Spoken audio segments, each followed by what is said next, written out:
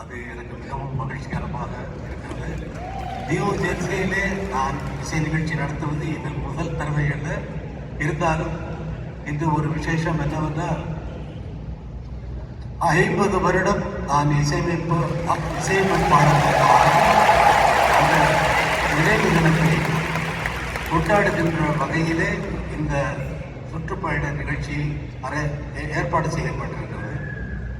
நான் இசையமைப்பாளனாக ஆகும்போது எனக்கு சிறிய வயது சொல்லலை. இப்போ வயசை பற்றி என்ன கவலை, ஆனால் சின்ன வயது 28 29 அப்படி இருக்கலாம்.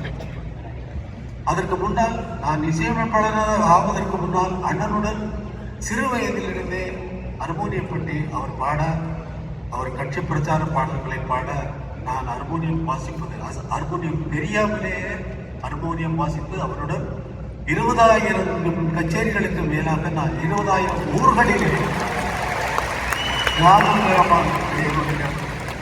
பாட்டு வண்டி போகாத ஊருங்க கூட எங்க பாட்டு வண்டி போயிருக்கேன். அப்படி இசை நிகழ்ச்சி நடத்தியிருந்தாலும் இசையே தெரியாது. அம்மாவிடம் சொல்லி, அம்மா மியூசிக் கற்றுக்கணும்மா, நான் எனக்கு ரொம்ப ஆர்வமாக இருக்குன்னு சொல்லி நானும் என் அண்ணா பாஸ்கரும் அம்மாவிடம் கேட்க, அம்மா வீட்டில் இருந்த ரேடியோ பெட்டியை விட்டு